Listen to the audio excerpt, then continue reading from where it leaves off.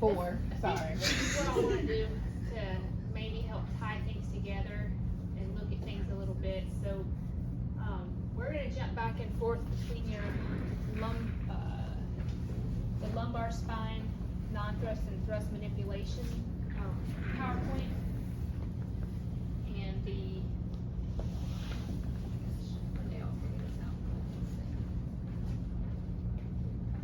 This is the PIP.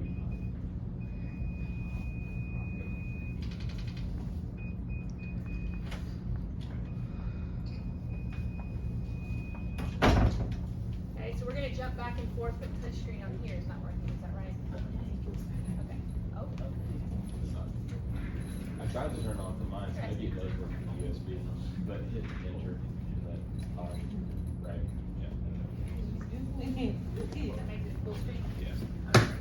Awesome. Okay. All right, so we're going to jump back and forth between the techniques from the book and the thrust and non-thrust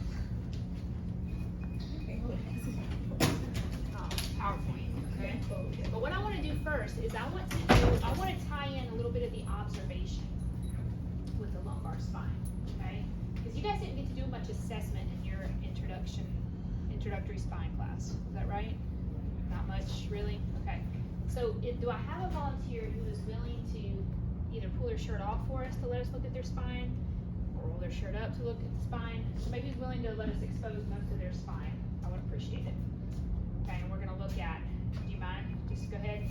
Because we're going to watch, I want you to just kind of see some observation, things to be looking for. I think that's valuable, and then we'll see if we can tie that into this passive intervertebral motion testing, and then how, if we see the restriction, how we might treat it. Okay? Well, I would like to see spine. You got a sports bra on, if you don't mind. Okay, so this is what we're gonna do. I want everybody to come around where you can see. Right here. So stand up on this. We're actually gonna do this in stand. So why don't you come on over here to this side? We're gonna have you stand facing that direction. Okay? Tuck your hair over the side. Okay. All right. My hands are really cold. Warn your patient.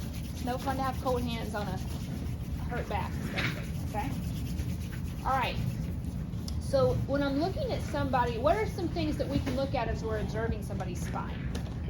We've talked a lot about gait assessment, and almost every patient I have come in, whether it's a back patient, a foot patient, a knee patient, I will watch them walk. Sometimes even my shoulder patients, okay, because it can be telling about things, right? But what are some other things that we might want to observe when it comes to the lumbar spine? Curvature, okay, curvature, right? So I can look, there are multiple planes for curvature, right? So I can look from a PA standpoint, okay, look at the posterior view, see what I see from a frontal plane standpoint, right? So I'm doing a quick screen. I do this a lot faster than I'm talking through it, but I may come in here and I may look at what's her shoulder height, okay? Does one scapula seem to be sitting higher than the other, okay? I'm going to come down, I can look at her iliac crest. Does one seem to be higher than the other? Do I see any kind of C curve or S curve in the thoracic and or lumbar spine? Okay, so I'm observing that. All right, what other view or direction might we want to look from to look at curvature? Okay, so when we can move lateral, right, to be able to see, do we see excessive kyphosis, excessive lumbar lordosis? Do we see a decreased lordosis? What are we seeing? Okay, so good. So that's one of the things that we're going to observe. All right, what about, what else? What else might we want to look at visually? Shoulder blade alignment. Say that again, shoulder blade alignment. That's good. That's good to make an observation of. And some of that we can see visually with scapula. Some of that we can see by looking at her. If you even look at Liz's shoulder standing here, do you see how one is anterior? If I put my hands on the same part of her spinal scapula, do you see how one is sitting forward? Okay. So now, then it's like that could come from an internally rotated shoulder. That might also come from the spine. Maybe that's some rotation in the spine that's got her turned. Okay?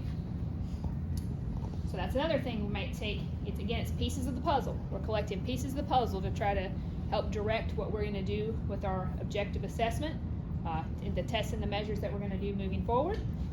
And it's also, when we put all that together, of course, that's going to be how we direct our treatment, all right? And our intervention. So, what else? Anything else? Yes. Okay. So I may look at alignment not just in the lumbar spine, not just up here, but especially when I get that patient supine. But you can observe here as well. You can observe height of the gluteal fold. You can observe, okay, the popliteal crease here and see if there is a difference. Okay. I'm gonna. It's a little easier to observe with shoes off, but I'm gonna see, are they over-pronating or over-supinating on one side versus the other? That all can be related when we're talking about lumbar spine. Okay, so we can see, does she seem to be rolling in more on one side than the other? All right, so it's all related. I tell my patients all the time that there's a lot of truth to that song that the foot bone's connected to the leg bone. I'm not gonna sing it for you, but you all know what I'm talking about. There's a lot of truth to that, and what's going on here very much so can affect what's going on here, and vice versa. Okay. Sometimes we see a scoliosis develop because a person has restrictions in their subcranial spine, and they're stuck. Guess what? You aren't going to walk around like this all day with your eyes like this. You're going to end up with vertigo and some other issues. So you're going to do whatever it takes in your body that you need to do to get your eyes level with the horizon. And so if that means that you're stuck here and you may develop a scoliosis, compensatory scoliosis, to keep your eyes level with the horizon. Same thing, if you've got a functional leg length issue going on or a structural leg length issue going on, you're going to do whatever you need to do to keep your eyes level with the horizon. It's just how our body works, right? Okay, what else? Anybody else have anything? All right, how about muscle bulk? That's another thing that I'm looking at, okay? Some people are very developed, are more developed in some places more than others. So if I'm looking at someone and I see that they have the paraspinals are like really taut on one side, more so than the other, a lot of times I will see that in somebody who does have a curvature. Right? They're slacked on one side, they're taut on the other side. I'm also looking for bands of tissue. Okay, somebody who has a spondylolisthesis or an area that has some instability, or that they're maybe pretty hypermobile and their muscles are working really hard. That can tip you off that their muscles are working really hard to stabilize something. And so it's not uncommon on a patient like that to see right across a level this taut band of muscle tissue. Okay, and so if I am looking at them and I see that tips me off right away. Something might be going on right there. We need to keep an eye on that. Okay, and especially then if that correlates to their mechanism of injury, or their symptoms, I'm paying even more attention to that. That's one thing to look at. Okay, now let's get back to where we're headed with these techniques. All right, so I'm going to observe her move. I want to see what her spine does when she moves. So Liz, I want you to bend forward, and I want you to just think from your neck, all head and neck all the way down, just curve forward, bend forward like you're going to touch your toes. Okay, I'm going to let you hang out. I don't always have my patients hang out here, especially if they're in pain. But I'm going to observe here. What do I see? Okay, is it a smooth curve? Okay, can you see my thumb height right here? Okay, do you see how it's higher on one side than the other? So that can be telling to me in some things. What do you think that might be able to tell me? You okay, Liz? Yeah. All right, you can come on back up. Okay, she could have a rotation. Okay, she's bending forward, but for some reason, she's not bending forward equally. Okay, what happens with the arthrokinematics when we bend forward? What happens at the facet joints on each side? Anterior. But let's say that. Go ahead and go forward again. Let's say in Liz's case, if it was the vertebrae, I don't know that it is at this point. Her left one's moving forward really well, but her right one's kind of getting stuck. That may cause a little bit of a right rotation. Can you envision that? So that tips me off. Hey, maybe I want to check that. Okay. The other thing it could be is just, again, some muscle difference. There may just be more muscle bulk there than I'm seeing. Okay, but it's something that gives me a little guidance of where I may want to go. All right, so I'm looking at curvature, I'm looking at muscles and how they're moving as we look at these things. All right, put your hands on your hips. I want you to bend backward for us. Okay, so I'm looking here. Do I see anything interesting here as she bends backward? Okay, you okay? All right, do that a few times for me. Just kind of come back. So I'm looking, is it a smooth reversal, okay, of the kyphosis in through her thoracic spine, and just how does it look? All right, go back to neutral, drop your arms, and let's look at side bending here. All right, so I want you to side bend to the left for me. Side bending, lateral flexion, and this is where I'm really looking at how smooth is this curve. Okay, some of your patients who have a hypomobility or a restriction, you may see that as they bend, okay, go again for me, that they have like smooth, smooth, smooth, and then like nothing. Right here, it's just like stuck. All the bending happens above that. That's going to tip me off to, something's not moving well right there. I probably should check that. I'll do some passive intervertebral motion testing and see if that correlates to a level of hypomobility or restriction. Okay, let's go to the right. Okay, go ahead again, and I'll look too. Can she perform a physiological a non-physiological, right, straight plane, or does she deviate? All right, cross your arms across your chest.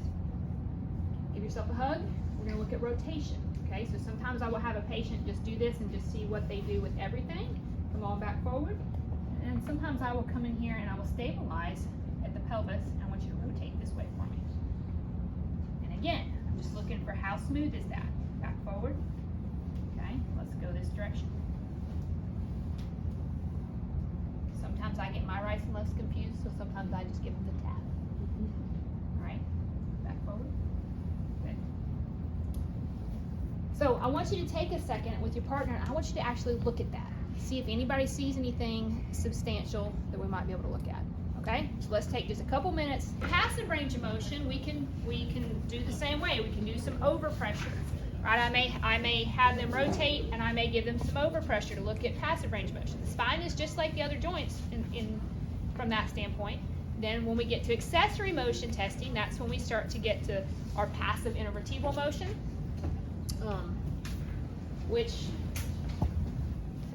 is what most of these techniques are. Okay, so we're gonna go here in Olson. Page, let's look at these flexion techniques first, 217, 218. I may work through several of these and then let you try them. Okay, so can I get a volunteer, please, who was willing to expose their lumbar spine? All right. Does Ebony have a pillow we can borrow? Hey, man, you guys are so sharing and caring. All right, you go either direction. You lay to your side. You can roll it up if you like, or you can take it off, whatever you prefer. If we can at least roll it, whatever you prefer to do. Okay, perfect.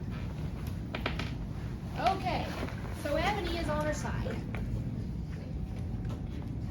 So with passive intervertebral motion testing, and we talked about this a little bit because it's basically step one of that lumbar manipulation technique we learned last session. Okay. But with testing, whether it's in the lumbar spine, the thoracic spine, the cervical spine, we didn't talk a lot about this, so I feel like it's worth taking a few minutes to talk about it. But we are looking at the inner space, okay? And so if I can use my hand, I usually use my third digit, that's my best palpator, okay? Is to come here between the spinous process of 2 consecutive levels in that inner spinous space, and I'm gonna feel as I move. Can you come around here? I'll put this on you. Okay. I think that's all right. So I'm going to create flexion in her lumbar spine by moving her leg. Okay, so by engaging more hip flexion, pelvic rotation, okay, hip extension, pelvic posterior rotation, okay, sacral nutation, I can create flexion and extension of her lumbar spine. So when I flex a person, so if I were to come across here, this is what I'm going to do with Ebony. I'm going to come across to the iliac crest, work my way across. That should put me about L4, L5. Then I can work down to the L5 S1 inner space, and I'm going to flex. as I flex her hip, what should I feel those spinous processes do? Open or open, right? They're gonna open. So with lumbar flexion, it's gonna open. With lumbar extension or backward bending, it's gonna approximate. Okay, they're gonna get closer together. So so on your passive intervertebral motion techniques, this is what this looks like. I'm going to take her top leg. This is a technique where you want to get consent from your patient. You want to make sure they have a good understanding of what you're doing, because what I'm going to do is, and I'll tell my patient, I'm going to use your leg. We need to look at your spine. I can look at how your spine is moving by using your leg to create flexion in your lumbar spine. So are you okay with me taking your leg here, and I'm going to rest it against my hip. Sometimes I will get another pillow. Y'all know I like pillows. And I can even create a barrier here. Maybe scoot toward me, Ebony. So I get them scooting a little closer to the edge, and a lot of times I use the pillow again just as a barrier. Okay, so we're all on the same page with what we're doing and why. So I'm going to come across here. I'm going to find Ebony's iliac crest, come straight across. That should put me right at the L4, L5 interspace. Okay, now, so I've got my middle finger on it. So this is how I like to switch levels. I'll come down, find the next one with my index finger, and then swap to my middle. So now I should be about L4, L5. So now I can move her into flexion by moving her leg. This is the single leg. It says sideline with single leg flexion. This is this technique. So I'm going to feel here, I'm going to go back and forth a few times and just feel, how is that opening? How is that approximating? Okay. Then I can work up to L4, L5. And I just want my patient as relaxed as they can be. A lot of times they want to help you. A lot of times they think, oh, my leg's so heavy, I don't want you to have to hold it. So you got to get your patient relaxed if you're going to accurately feel this, okay? Now, obviously, as I come up higher in the lumbar spine, I've got to flex her leg more to create flexion there, right? So this is the single leg technique, okay? Now, that's page 217. The bilateral leg flexion technique looks very similar. So this time I may not pick her up so much with it, because I want to keep her as straight plane as I can. Again, iliac crest, L4, L5, L5, S1, but I can create flexion with both legs. And then I would grade it, okay? So I'm looking at how it moves compared to the levels above and below. All right, so that is flexion. Third technique on here, modification for lumbar backward bending. I usually do this with one leg if I'm gonna do it. Relax here against me. It's all right. Same thing here, L4, L5, L5, S1, and I can take her leg and just bring it back, okay? Using this. It's harder for me to do this with most of my patients because I just don't feel like I have the strength and the leverage to be able to get them back there like that. I'm probably more likely to spring test them and prone, but it's a tool in your toolbox. If they can't get prone and you really want to see it, you have a method of doing that, okay? So that's the lumbar forward bending and the modification for lumbar backward bending. Let's also look, while we're in this position, at, let me look at the other position. There's a side bending technique.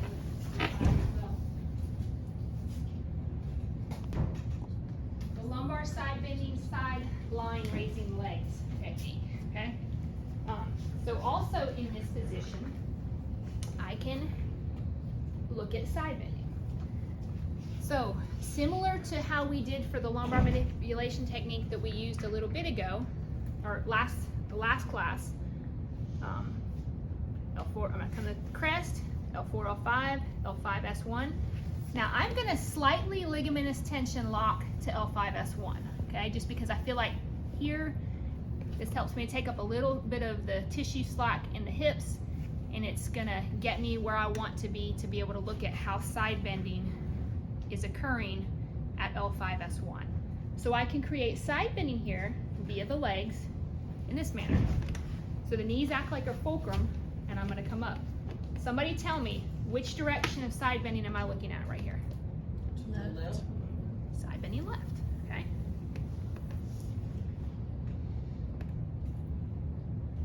So I've got two options. I don't remember how the book specifies. I could flip her over on the other side to look at side bending the other way, Or sometimes I can get my patient here and drop them down. Body mechanics aren't as good right here, okay? You're gonna have much better body mechanics going the other way, but if you can't get your patient sideline on the other side for whatever reason, you have that method of looking at it, okay? Everybody good with that? Let's try those, and then we'll look at the other. Look at some. Let me, since we just did those techniques, do you mind staying here? Okay, so let me just quickly tell you. So if you were going to turn those into a treatment, right? We just did them for assessment. We did passive intervertebral motion testing. So the last technique we did was the lumbar side bending manipulation, sideline raising and lowering the legs, but we did it for assessment. It is a passive intervertebral motion assessment. But if you wanted to turn that into a treatment, okay, you can get in the same position, roll your side. Okay. Again, I'm going to use her knees as a fulcrum. So I'm gonna bring her up with just a little bit. Coming across, iliac crest, across to L4, L5, L5, S1. As I assessed her, let's say I looked at L5, S1, not too bad. L4, L5, not too bad. L3, L4, let's just say, ooh, that felt really stiff. I want to turn this into a treatment now, okay? So what I'm gonna do, so for the assessment, my finger is right between the spinous processes of L3 and L4. And I am feeling, are they approximating, okay? And I probably is shifting a little bit toward me, a little bit lateral toward myself, and feeling the spinous processes approximate. When I go to treatment, I'm gonna now move, I'm gonna take my thumb, and I'm gonna go to that superior segment, that cranial segment. So L3, if I'm treating L3, L4, I'm gonna get here and I'm gonna block L3 with my thumb, and now I'm just gonna mobilize, okay? And I can do this, I can do my grade 1s, my grade 2s, my grade 3s, my grade 4s. I'm probably not gonna do a thrust grade 5 manipulation here, but I can oscillate. Now, you can see there's a lot of stuff that has to be taken up here, right? I'm mobilizing through her knees, her hips, her pelvis. There's a lot of tissue and a lot of slack. Now I can accomplish this. There are better ways to do it, okay? But it is one tool that you have. But that's how you turn that to a treatment. Okay, there's another technique on here, sideline rocking the pelvis, okay? 243, 244. That, just go ahead and show you that while we're here. So that's in Olson, page 243, 244.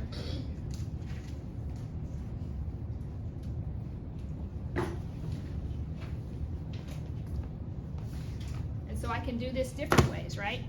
So can you all appreciate how this was side, sorry, you okay? Oh, you're good, just all the way on your side. Here we go, right there.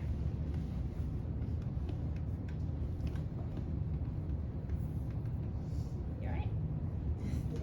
Okay, scoot back just a little bit. I don't want you to feel like you're falling off. The patient's got to be able to relax. If they can't relax, figure out why.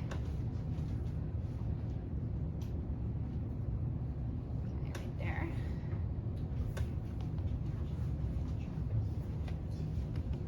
Okay, so again, this side bending which way? Left, okay? So I could do the same thing here. I could block here, and I could get her directly at the pelvis, and I can create a side bending manipulation like so. Okay? Now, I could also get here, and I could create side bending right. Now I'm gonna drop my hand here, and I could do a manipulation this way, okay? Again, just another tool in your toolbox, but when it talks about the lumbar side bending manipulation, sideline rocking the pelvis, it's a long name, that is what it's talking about. Okay? Everybody good with that? All right, you okay to stay up here? You wanna swap? Okay, let's get you on your stomach, please.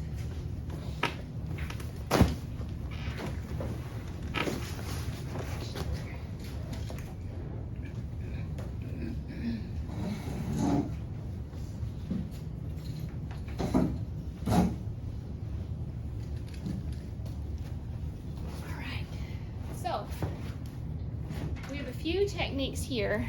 There is the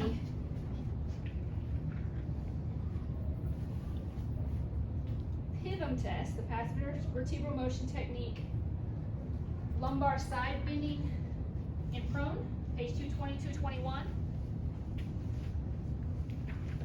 Okay, which is an abducting the leg in prone technique. Okay, so this is the assessment right here, page 220, 221. The corresponding manipulation is the lumbar side bending manipulation in prone, abducting the leg with a thumb or finger block. Okay, on page 238, 239. So we saw how we could create side bending in a sideline position. We can also create this in a prone position. Okay. The way that looks, is it okay if I roll your shirt up again? Okay. So a lot of times with my patients, if I'm just, I may not have to have them get in a full gown to do this. They usually will try to tuck their shirt up. Okay, if it's a female, I'll just tuck it under their bra strap. That'll keep it out of the way. And then I will usually get a pillow or a towel or a pillowcase. Today shall be a pillowcase. And tuck under. I've told you this before, but if they have black, nice work pants on too, I also usually use the pillowcase so they don't have towel fuzzies. But I will get here to expose L5S1, okay? Now I don't have to worry about their pants. You don't want to reach under people's clothing and treat them. You always want to expose in an appropriate manner. Then if I have to step away, somebody asks me a question at the door or whatever, boom. I can drape it back over them, go do what I need to do, go get some lotion, whatever it was I was going to do, come back, I'm ready to rock, okay? So, from a prone position, again, find iliac crest, I walk across, here's L4, L5, I get my middle finger here, walk down to L5S1. So when I am assessing motion in the lumbar, in the cervical spine, you know I'm a top-down girl. I like to go C2 down to C7. In the lumbar spine, I'm gonna go S1 up, okay, toward L1. For side bending, I can get my patient here like this.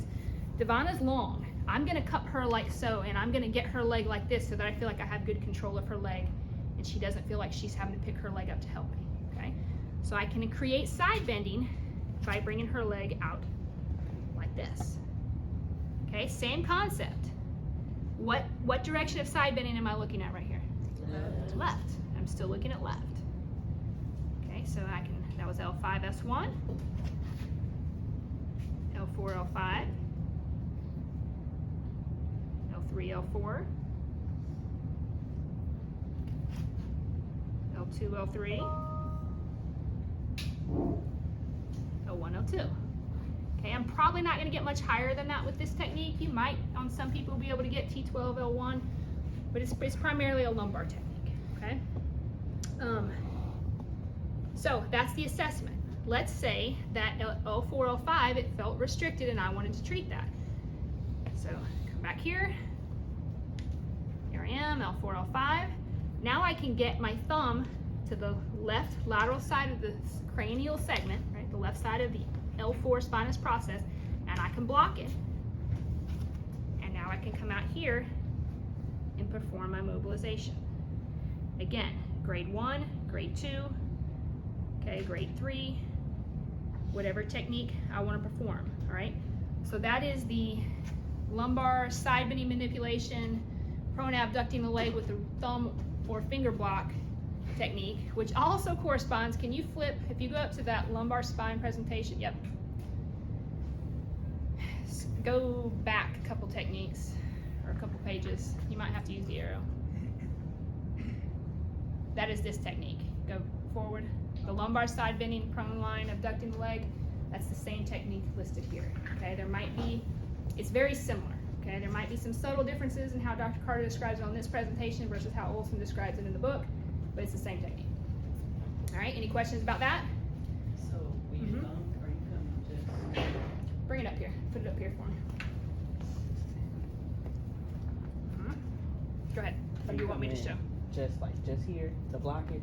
Yes, so if I were creating, I'm gonna show you at a higher level because I think, well, let's just do right here. So this is the L3, L4 inner space. So I'm gonna, I would find it here and I say, oh, yep, that's restricted, I wanna treat it. Now I'm gonna take my thumb, I'm gonna come to the superior segment, which is L3. I'm gonna drop to the lateral side closest to me of the spinous process, and I'm gonna block here as best I can. And then by abducting the leg, I'm gonna do the whole pelvis here because I think you can see better, but I was doing one leg, the leg closest to me, and I'm gonna do this. So do you see how that's gonna stretch that segment? Okay, good question. Any other questions about that? All right, can you go back to the other the lab sheet? Okay. So then, we talked about sideline rocking the pelvis. Okay, so we can also look at rotation in prone. So under the passive vertebral motion techniques,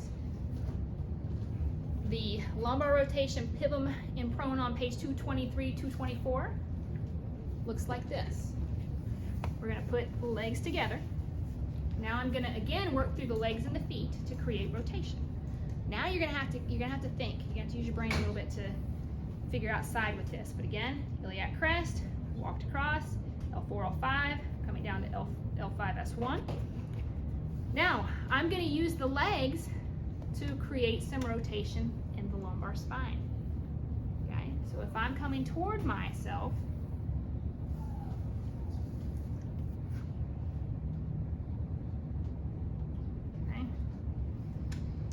again, there's a lot to work through here. Knees, hips, pelvis, before we get to the lumbar spine. But if I'm bringing legs toward myself, what rotation am I doing at L4, L5? Okay, I hear right, okay? So let's think through this, right? So I have the legs, so what direction is the pelvic, the sacrum? What direction is the sacrum rotating? Looks like to the right. Because this side is going forward. Okay, let's look on the pelvis.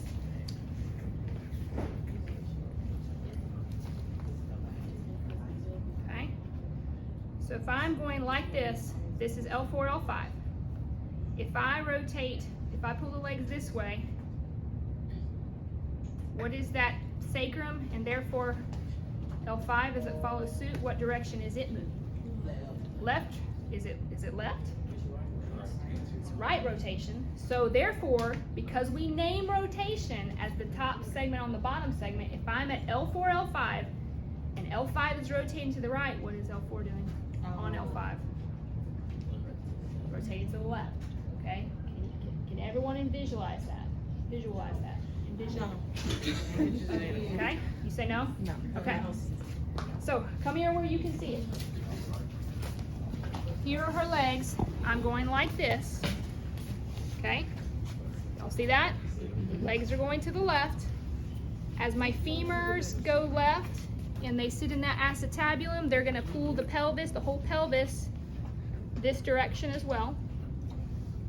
That direction as well is doing this of the sacrum, and as many segments as I will allow follow it. So L5 is going this direction, which is right, but that is because if we were talking about L4, L5, we name it for what the top segment's doing on the bottom segment. So if L5 is moving to the right on L4, what is L4 doing on L5? So moving to the left. Okay, everybody see that now? Okay, so if you choose to use this technique for a lab practical, you're just going to have to be able to connect the dots with that. But keep in mind, okay, up here we were creating motion top down. I was moving the top segment on the bottom segment. But down here it's different because now I've got to create motion by moving the bottom segment on the top segment. So you've got to be able to think through that to make sure you're creating the motion that you want to create. Is it because the lumbar spine has the whole majority of the weight of the body? That's why we look at the bottom. Well, it's really just more because of how it's attached. Okay? So here, if I can't just go in here and it's not as easy for me to go in here and grab. I mean, I could. Let's say I wanted to do this top down. You know what that would look like? If I wanted to create side bending of L5 or L4 on L5, you know what I would have to do? I'd have to put this whole entire body get here, and I'd have to do it like this. Now, could I do it? Yeah. Probably, but I'm a weakling, and it's going to be really tough for me. It is way easier for me to come here where there's only one segment moving on. You know, I mean, yes, there's the other things, but I have a lot more leverage and things I can do to help me. It's easier to move the bottom on the top. Does that make sense? Yes, ma'am. Whereas up here, same thing. I can move her legs to manipulate C2 on C3, but that's a lot of work when I could just simply take the head and go like this, okay? All right, so that is that rotation. Now, I find it much easier to do this next technique. However, it's a little bit more in your patient's personal space. So you've got to use wisdom on who you do it with, okay?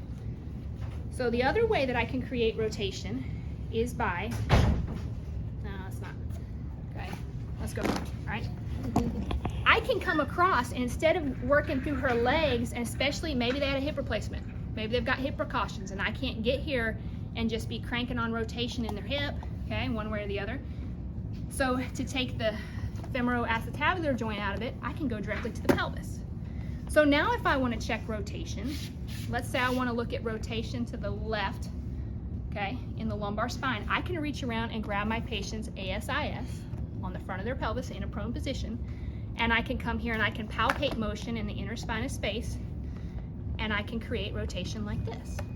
So now I'm moving, okay, down here I'm moving S1 on L5, okay, so I'm moving S1 right on L5, which is left L5 S1 rotation. I can move up, now I'm moving L5 on L4, okay, to look at left rotation of L4 on L5, and it'll just keep following suit, okay. Again, I can get through the lumbar spine like this, probably not going to get as well into the thoracic spine, right? Then, same position, I can just whoop, come here, get the ASIS of the left side, still feeling, and I can make L5 or S1, I can make S1 move to the left on L5 to create right L5 S1 rotation, right? And work on up the chain. So here's what that looks like on a patient. Is that okay, Devonna, if I get around and get a hold of your ASIS? Okay, so again, get the area exposed that I want to address. Patient's consent, work across L4, L5, L5, S1. I can come across here. Is that pressure okay right there on the ASIS? Okay, and now I can rock the pelvis like this. So rocking the pelvis creates rotation.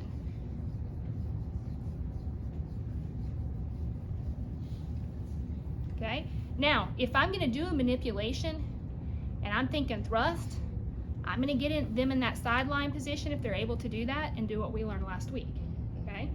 If I have a patient who's really, like, they're not good with that, okay, you have some other techniques that you can use.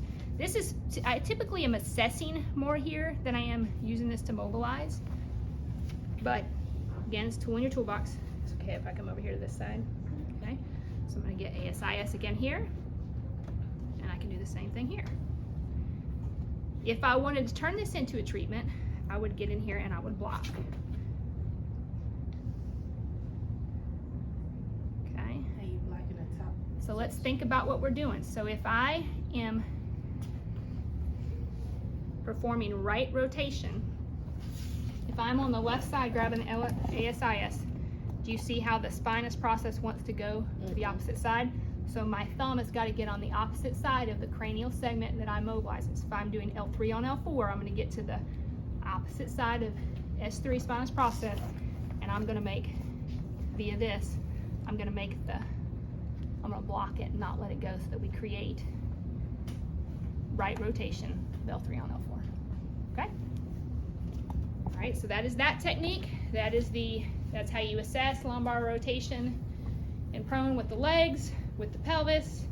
That's how you treat with the pelvis. The techniques where it says lumbar rotation, PIVM testing, spring test through the transverse processes, that's what we did last week with Dr. Carter. Okay, where we could get the L2, L3, L4, come across to the opposite IS to spring for L4, L5. Okay? So that's what that technique is, and the corresponding manipulation at the bottom of the lumbar manipulations, oscillation through the transverse process. All right, so I think that pretty well covers lumbar PIVM and manipulation techniques. So why don't you try those? See if we have any questions, and then we'll. I keep it in my files, you know.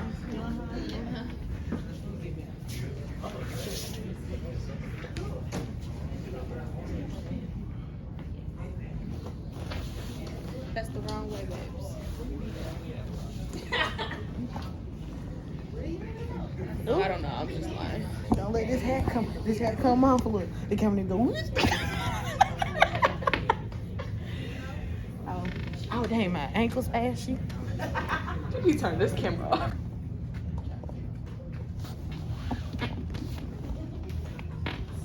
So another thing, we talked about some observation of the lumbar spine. Okay, you can go ahead and stand up. But I'm gonna also, another thing, and then I don't treat solely based on position of the anatomical landmarks, but I do look at it as another piece of the puzzle, okay? So we already looked, can you turn face that way for me? We've already looked at from here down, right? And I looked at iliac crest height. Is it okay if I roll this under? Okay. So again, I'm gonna tuck this right here. So when it comes to palpation of bony landmarks of the pelvic area, okay, and lower extremities, there are several things that I also look at. Okay, I'm gonna look at the iliac crest height. And I'm gonna look, so that she's standing, she's weight bearing. Do I see one side that's higher or lower? Okay. I'm gonna look at the PSIS. Okay. So come around here, I want you guys to see the most reliable way to find the PSIS on a patient is to look at the dimple. On most patients, there's a dimple, and I see it right here. Okay. That dimple is where? Is right here. Boom. Okay. This is the dimple that we see on most patients. So, boom, boom. That is most like, yep. So there's PSIS. Okay. So from PSIS, I can kind of sink in, and I can come to the sacral base, and I can feel. Does it look like one is more posterior and/or anterior? Okay. So I can screen that there like that. In a standing weight bearing position again, like we talked about earlier, we can look at gluteal fold, popliteal crease, we can look at navicular height, the angulation of the rear foot, we can look at all that, okay? But so here, when I come to PSIS, I'm looking at iliac crest height, and I can look at PSIS height, see if one seems to be more superior, inferior. Now let's just say, necessarily see that here, but I'm going to go with subtle. It may be subtle, but I'm going to go with my gut. I'm going to say that her right PSIS is slightly superior compared to the left. Now if I come across here again, here, boom, I would say the same thing. Her right iliac crest looks slightly superior compared to the left. Now, what do you think about that? What do you guys think about that? From a position, pelvic wise, what would you, if things looked superior on the PSIS and superior at the iliac crest, what do you think that could indicate? Okay, could be she's weight bearing, she's shifted, one more weight on that. What about position of the pelvis, position of the ilium in particular? Okay, I've heard lateral tilt. Anybody else have anything? Okay. We don't totally know because we've only looked at one piece here, okay? So we saw that the PSIS on the right was slightly superior. We saw that the iliac crest is slightly superior. That could mean that, I'm gonna be the pelvis, that she has an upslip of the whole innominate on that side. That could mean that she has an anterior iliac rotation of the right side, or a relative posterior iliac rotation of the left side. I don't really know yet.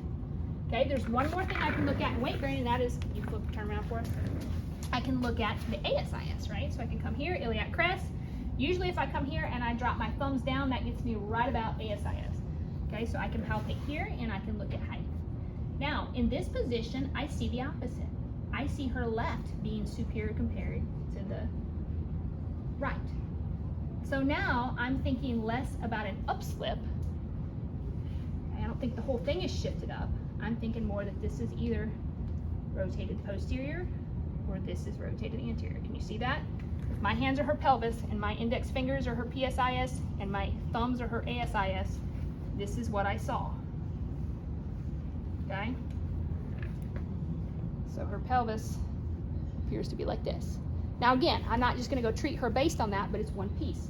Now I can look at my motion testing and I can determine if, and we can look at some provocation tests and we can determine if that's significant, okay? So that being said, now I'm going to have her, sit here on the side of the plinth. And then I'm also, right, I said I'm looking at how anterior and posterior the sacrum is. I'm looking at is superior and inferior, but I'm also looking, does one seem to be more anterior or more medial or more lateral? Because that can indicate a pelvic, okay, out flare, ilial out flare or in flare, or an ilial external rotation or internal rotation. You can see those terms, okay? I just want you to be aware of these terms because you're going to see it as you're reading through things, okay? I don't know that we're necessarily going to give you like a pelvic out flare scenario when you're practical, but I want you to understand what they're talking about if you see it, okay? All right, so then I may look at this from this position, okay?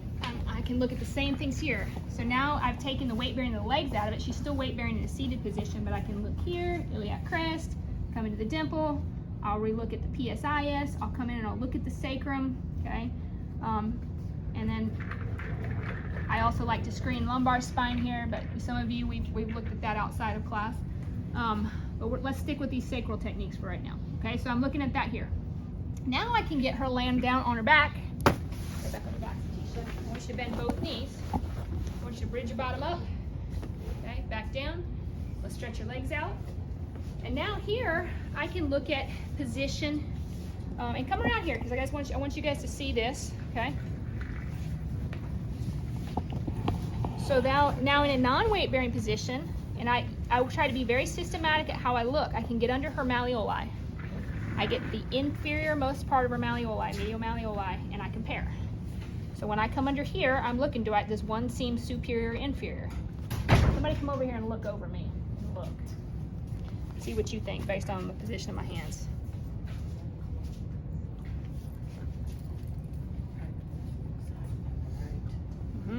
Right, that's what I'm seeing, Jada. Okay, her left medial malleolus looks superior compared to the right. Now I can come up here and I can look at medial joint line. I can come up here, crest, ASIS, same thing. Okay, I don't know if you guys can see looking over me, but her left ASIS is superior compared to the right. So it looks up on this side, okay? And can you envision how if that is rotated posterior on the left, I said on the right, my right, her left, okay? Her left ASIS is superior. How that could indicate a posterior rotation. How if that rotates posterior, the leg's attached, so as it rotates, it pulls the leg, right? Now all of a sudden we have a functional, not a structural, but a functional leg length discrepancy. Now this leg is functionally acting shorter. And the body will compensate, okay? Again, I don't necessarily treat on it, but it's one piece of the objective assessment that we're looking at, okay? So if we see that Zatisha looks either posteriorly rotated on the left and or anteriorly rotated on the right, we could, if we wanted to assess that motion, and let's just stick with that plane. Ah, man, we're here. Okay, let's just for fun. All right, did you guys learn the supine to long sit test? You guys haven't done that? Okay, looking Conan, I think that is something that could be on your board exam. But let's just look here at what happens. So right here in a supine, non-weight bearing position, her left leg is shorter, her right leg is longer. Okay, if I had to estimate that, I'd say that's close to, that's probably 3/4 of an inch to an inch, okay? Difference, just visual estimation. Now, world's worst way to sit up, but go ahead and sit up for me, straight up. Let's see what happens. Oh, now they're even. In fact, this one might even be a touch longer now, okay? So that helps to tell us, hey, something's probably going on pelvic and position-wise that is causing a functional leg length. Versus if Zatisha sat up and is, oh yeah, but there was an inch difference when she was laying down. There's the exact same when she sits up, and everywhere go ahead and lay back. Yep, and I noticed that here, this is an inch higher, but here they're even, okay? If this is an inch higher and this is even, what am I thinking now about that leg length issue? More structural. What would you think could be longer? Which tibia? Yeah, okay. So again, piece of the puzzle, you're trying to differentiate what's significant, what's not, all right? So for Zatisha, we're saying again, we think that we see maybe a posterior left iliac rotation and or a right anterior iliac rotation positional fault. She's sitting there in that position, okay? Static, all right? So go ahead and lay on, so let's just say that we did our motion assessment and we said, hey, I think she is stiff here.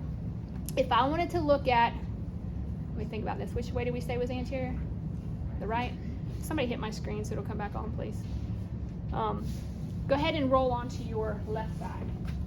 So let's say, okay, she seems to be sitting a little bit anterior on the right. I wonder how her ilium is rotating posterior. Now I can do a passive motion test to check. Is it stiff? Okay.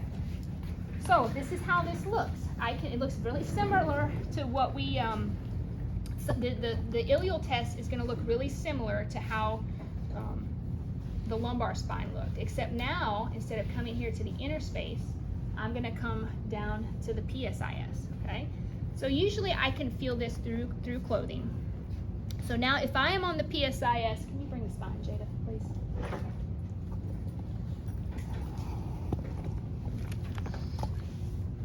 And this is the technique. Can you scroll for me? Hold on. Okay, so so we've got we're going to look at these top two techniques: posterior iliac rotation, SI joint manipulation, and we're going to look at passive motion testing as well, and the anterior iliac rotation, SI joint manipulation. Now, if you will click on that right far tab, the Elsevier, yes, okay.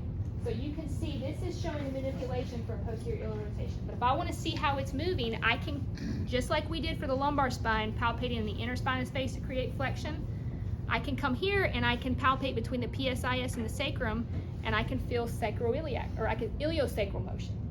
So now, via the leg, I can create posterior iliac rotation via the hip and the leg by moving it into flexion. Can you see how that's going to create posterior iliac rotation? And I can feel how well we're moving here, okay? So again, with Zatisha, she seemed to be sitting in a position of anterior iliac rotation there. So we're going to see if her ilium moves very well. Thank you, Jay. Posterior, okay? So again, it's okay if I get your leg put it up here on my, so I'm going to put her knee on my shelf, my built-in shelf, okay? Bring the table up a little bit.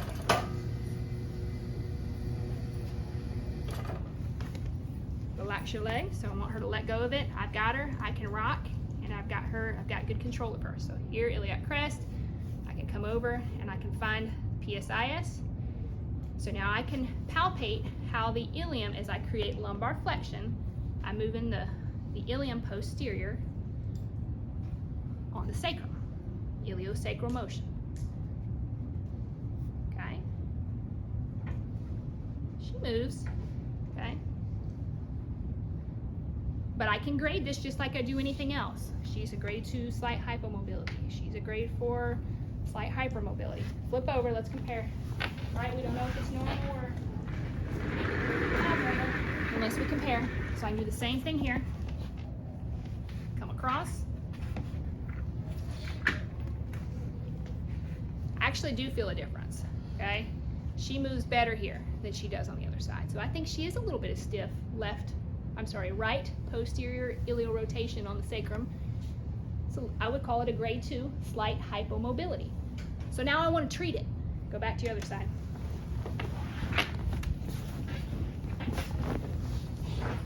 So now what I want to do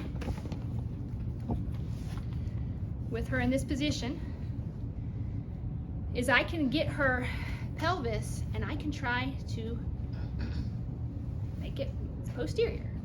I can do that via one hand on the ischial tuberosity, one hand on the ASIS, and I can try to turn her pelvis like a steering wheel. Somebody come hold this for me, please. Stabilize her spine. Thank you. All right, so I can get here like this, and now I can just manipulate it in a posterior direction.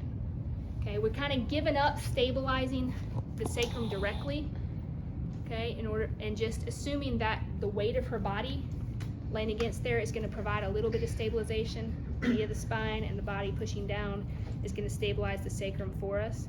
If we had another person's hand, we could certainly get in here and have somebody stabilize the sacrum, but usually we can accomplish, we can improve mobility like so. So her bottom leg is going to stay flexed probably 30 degrees or so.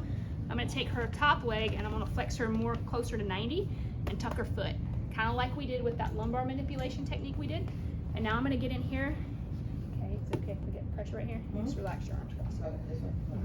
Now, if I want to be more specific, okay, and try to lock out some of the lumbar spine, how do you think I could lock out the lumbar spine a little bit better?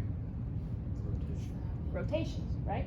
So I can come here in this position. I'm probably going to rotate her to the right, so I can come down like this, just like we did for that other technique. Let me have your arm grab behind my elbow. There you go. And I can just boom, okay, lock her out, let her rest her arms there. And now I can get here on her ASIS and her ischial tuberosity, and I can go down with it.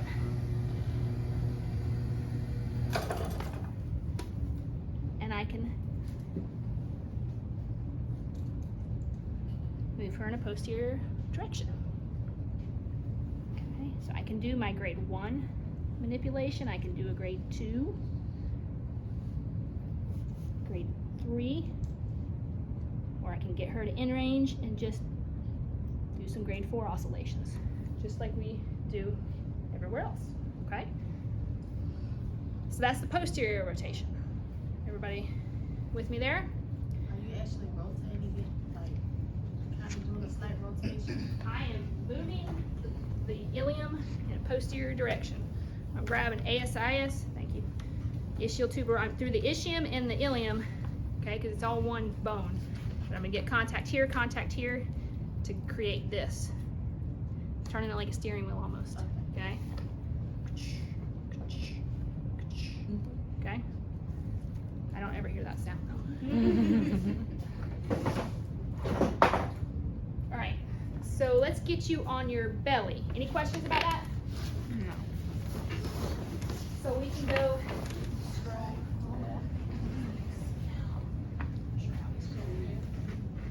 The arrow here. 247, I think. So we're going to look at the anterior. 248. 249. We'll go 249. Okay. So we're going to get our patient prone. Can we take this pillow and put it under your waist? Okay. There we go. So you want your patient relaxed. You want them to be able to be in a comfortable position. So now we said that so we were just trying to improve right posterior iliac rotation. So the hypothesis from our just observation, what I would want to check is if she's sitting posterior on the left, what would we maybe hypothesize could be restricted on the left? If she's sitting more posterior, what do we think she could have difficulty doing? Of the left ilium. Okay, so well, from an iliosacral motion standpoint, that she may, if she's sitting posterior, we wonder if she's able to go anterior, if her ilium is able to rotate anterior on the sacrum, right? So in this position, we've got a patient like so. Is that okay, Satisha? So I can create anterior iliac rotation via the leg and pick her leg up and make the ilium move anterior. So if I move her hip into extension, it's going to create anterior iliac rotation of the ilium on the sacrum. Okay? So let's look at that. So if I'm just doing a motion test, I'm going to do the other side first. So I'm going to get her here just above the knee. So distal thigh, I can support her here. And again, I can find PSIS right here. Get here, and I can create ilial rotation, anterior ilial rotation like this, and I can just try to perceive how much motion is happening here.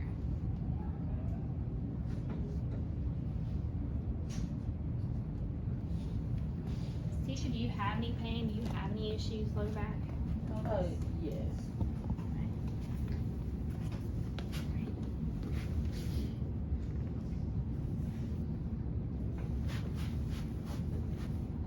Relax. There you go. Again, I want it to be passive. If she's using her muscles to contract, it's really hard for me to perceive any motion happening at the joint. Okay? I don't know if I feel as much restriction here as I did with the posterior ilial rotation. But if I saw this and I thought, yes, she's stiff, I want to improve motion here, this is what I would do. I can transition this to a manipulation. Same technique, except now instead of using my middle finger to palpate motion, iliosacral motion, now I'm going to take my hypothenar eminence, okay, my pisiform, and I'm going to come right here on the PSIS spine.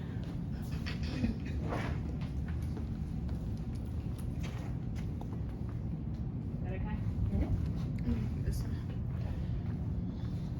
So I'm going to get here, and I'm going to get on the PSIS right here, and now I'm going to pick up the leg. At the same time I'm picking up the leg, I'm going to do PA pressure on the PSIS, PA, but also coming a little bit lateral. Why do you think I need to come a little bit lateral with it? Looking at the spine. Why can it not be straight posterior, but maybe posterior, or I'm sorry, straight anterior, but a little bit lateral? Because it's spine. It's called hit the transfer. What's it going to hit? The transfer process. Yes, and it's going to run right into the sacrum. Okay. So if you look at the anterior surface, that SI joint, if we just pushed it straight here, it's just boom, it's just going to jam right into the sacrum. So we have to go a little bit lateral to go, just like on our other glides. Okay, convex concave is a little dicier here at the SI joint, but if you can, we want to go parallel to the concave surface with our glides. So we know that the plane of this joint sits like this. So our force has to go a little bit lateral as well. Okay, so this is what it looks like on a patient.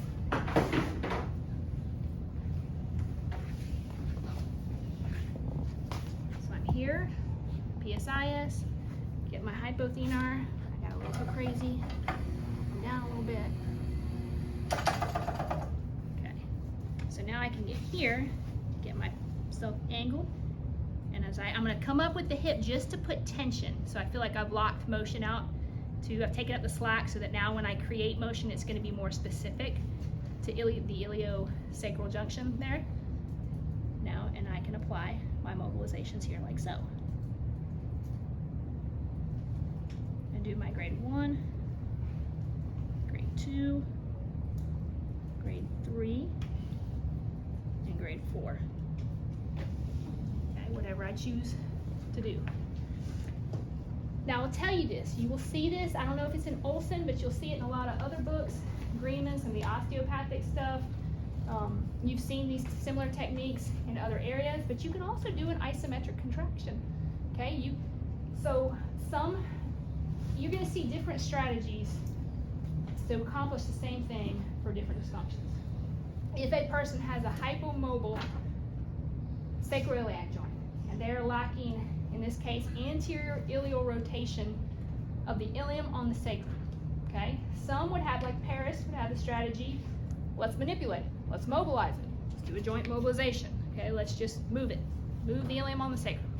Stabilize the sacrum, move the ilium, boom. Some people would say, let's use your muscles to pull it back into to perform the manipulation or the mobilization. So how would that look? I might get the patient here. Now what muscle is attaching to the front of the ilium that I can contract to pull that into more of an anterior rotation? What could I contract? Yeah, the hip flexors, right? Iliopsoas. So I could get her here, Hold her and say, okay, Zatisha, don't let me move you. Hold your leg right here. Don't let me move you. Don't let me move you. Hold, hold, hold. Relax. Okay, you're strong. Match my force. Don't overpower me. Okay? All right. Again, hold. Don't let me move you. Hold. Match my force. Good. Hold it right there. Hold, hold, hold. And relax. Okay? Engage a new barrier. And I could do that. One more time. Okay? Match my force. Okay? Hold. Don't let me move you. Hold, hold, hold. And relax. Okay? Good. I don't know that's in your book, and I don't necessarily know this on the practical, but do you see how that could work? You'll see it out there. It's a tool in your toolbox. Okay? Now, just for fun. All right, roll over on your back.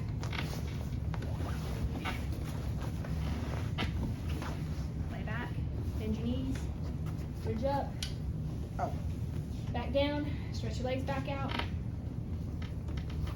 Let's see if there's any difference. Okay, whoever saw it before, come look with me. Who did I hear? Jada? I heard you call it out. Ebony, I think you were calling it out. Come see if you see a difference. Okay?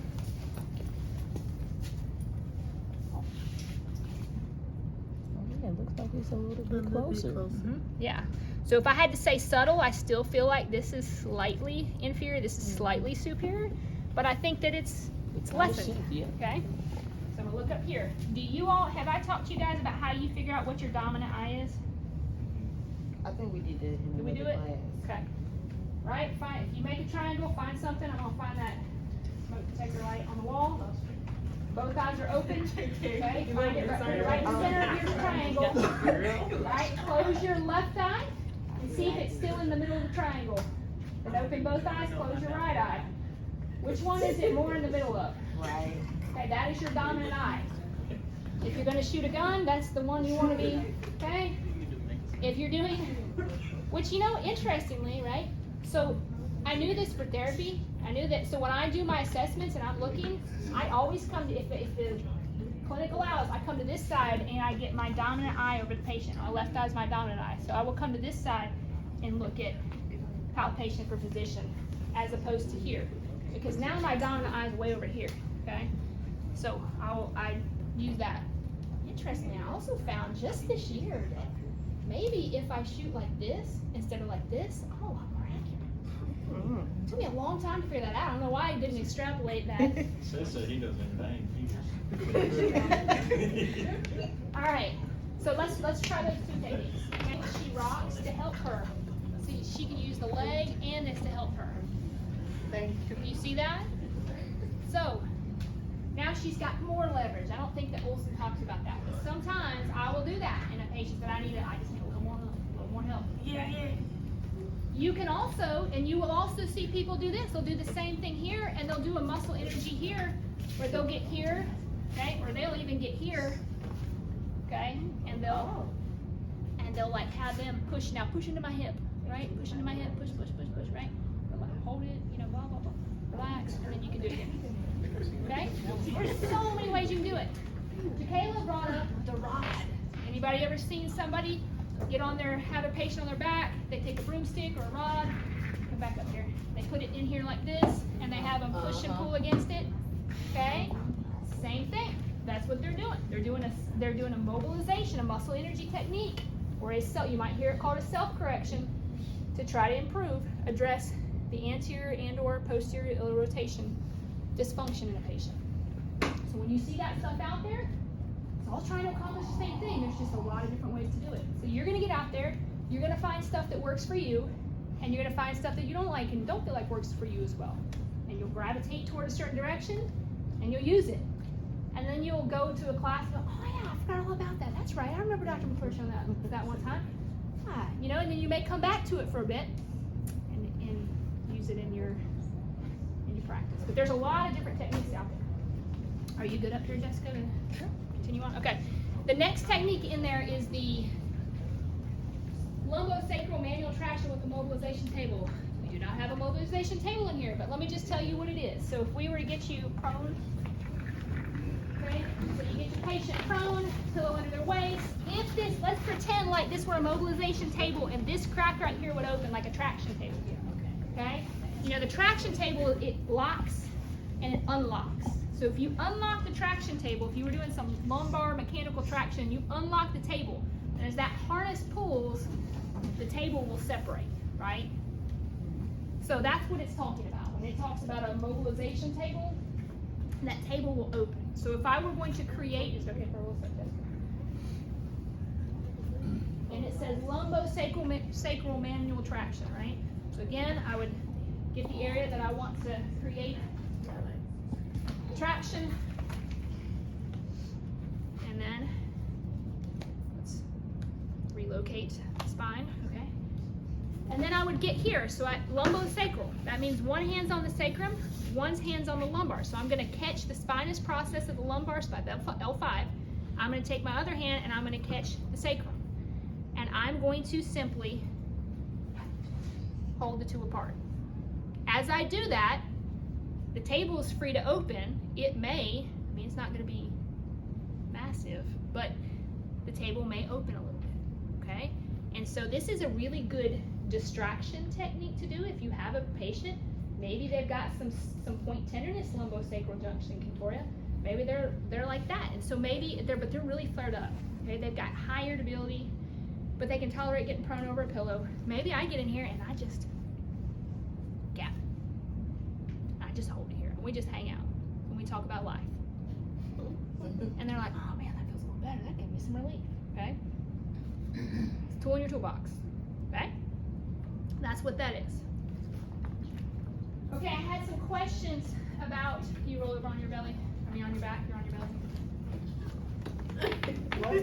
Can you lay on your supine for me, please? Let me just hand it to you guys.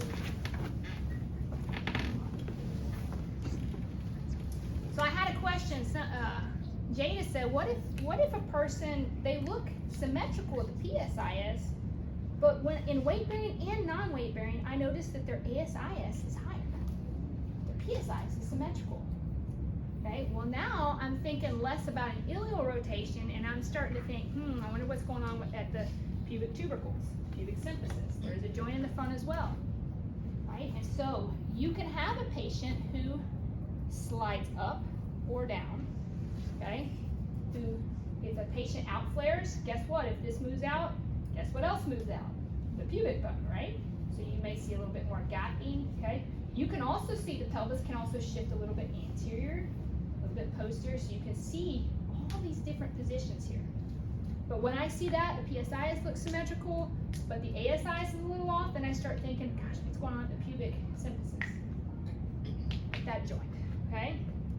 So Jessica, are you comfortable with me showing how I would palpate that through clothing? Or yeah, okay. All right, I'm just going to teach you how I would do this with a patient. Again, use wisdom. There are patients where I feel like it would really help to check this, but I don't think they're comfortable with it. I'm not going to do it, okay? I'm only going to do this on a patient that I feel like is on board, but I'm going to tell you, especially your patients who maybe they've had childbirth, they had a traumatic childbirth, or trauma for some reason, and they're in a lot of pain. They just are having trouble like rolling over in bed. They're just one single leg stance, any kind of unilateral weight bearing is just really aggravating them. You may need to check this, okay? And you're very capable of checking. So if I wanted to look at the landmarks there, this is what I do. Kind of lay this on your belly for a minute. I will come here and I will say I'm going to walk the heel of my hand down until and I'll show them on the spine. Say this is the joint that I'm concerned maybe having some dysfunction. Would you like me to check it? They're like, yeah. How do you check it? I'm like, well, I'm going to come down and I just want to see how these bones are positioned. I want to see if there's any tenderness there. And they're like, oh yes, please, right? So this is what I'm going to do. I'm going to come here. I'm going to walk the heel of my hand down until I feel firm. Once I feel firm, then I can get my fingers here and I can palpate if something is superior or inferior, if something is more anterior or posterior, and then I also can just check here to see if there's tenderness at the symphysis. Okay? So you okay with that, Jessica? All right, so this is how this looks. So I can take the palm of my hand and I'm just going to come down until I feel firm right there. Okay? So then I'm going to come right here with my thumb. I can come down on top. Looks symmetrical. Okay? I can come to the anterior surface and see if one looks more anterior posterior, and then I can come right. Is that okay? Okay. So no issues there for Jessica. But your patient who does have some issues, they're gonna be like, oh, okay? You also notice that when you try to do any kind of resisted adduction with them, it's painful. Why is that? Where do the adductors insert? Pubic ramus, okay? So the pubic bone, right? So if we are contracting a muscle that attaches here, can you see why rolling over in bed might hurt? Why unilateral standing might hurt? So how would we treat that? That takes us to our next technique, which is the